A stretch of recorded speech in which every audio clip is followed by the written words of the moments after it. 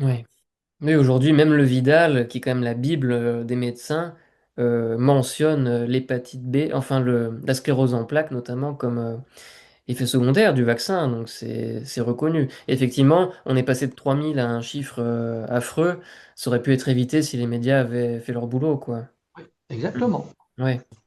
Il y a longtemps que les médias ne font plus leur boulot. Mm. Moi ça fait 20 ans que je le dis, ce sont des carpettes. Alors, allons un petit peu plus loin. Est-ce que le fait d'avoir des médias carpets fait partie d'un plan satanique? Vous évoquez un plan satanique d'asservissement mondial mené à l'aide des institutions de santé. Est-ce que vous croyez vraiment que l'humanité est manipulée à ce point? Moi je ne crois rien. Il ne faut jamais croire. Il faut faire comme l'huissier de justice, il faut constater.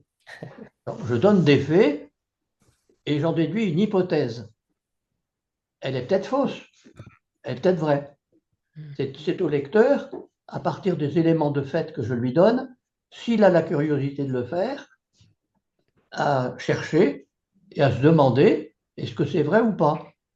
Parce que oui, on peut se dire qu'on rentre dans la science-fiction, mais dans les années 70, si on avait dit un jour, rien qu'en étendant la main, les portes s'ouvriront, on aurait dit t'es fou, c'est de la science-fiction. Mais aujourd'hui, c'est banal. Hmm. On avait dit dans les années 70, on aura tous un petit téléphone, on pourra téléphoner comme ça partout où on est. Bon, tu vas pas, tu débloques, c'est impossible. Il y avait même Charlie Hebdo qui avait sorti, il n'y a pas beaucoup de cabines téléphoniques, mais il y a beaucoup de flics. La solution est de remplacer les, les cabines téléphoniques par des flics.